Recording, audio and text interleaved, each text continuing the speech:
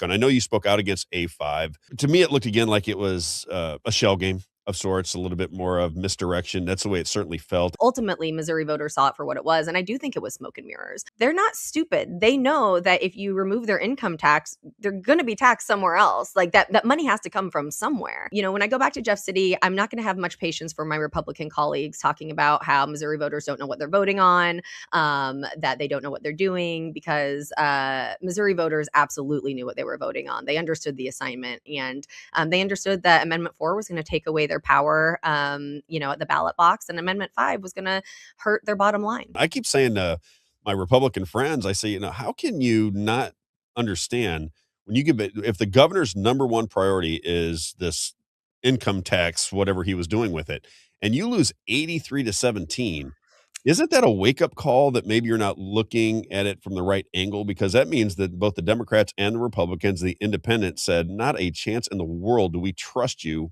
with moving around our taxes like this. That is such an ass kicking, 83-17, that I'm having trouble. I would be embarrassed to put forth as the governor to put forth an amendment that goes down 83-17. Is that party time for you guys? Do you look at that and go, okay, the Republicans are vulnerable? How do you guys see it? There's an air of caution around the excitement and the celebration, because as a Missouri Democrat, I can tell you that for years, Missourians have been voting for the priorities that we espouse, right? It seems that Missouri voters aren't necessarily tying their policy priorities to the people that they're electing. I think the big takeaway from primary night is, how do we make sure that Missourians are clear that the people who put this on their ballot in the first place are the people that they sent down to Jefferson City to represent them. And maybe they're a little bit out of touch with what Missouri wants if 83% of Missourians said, hell no.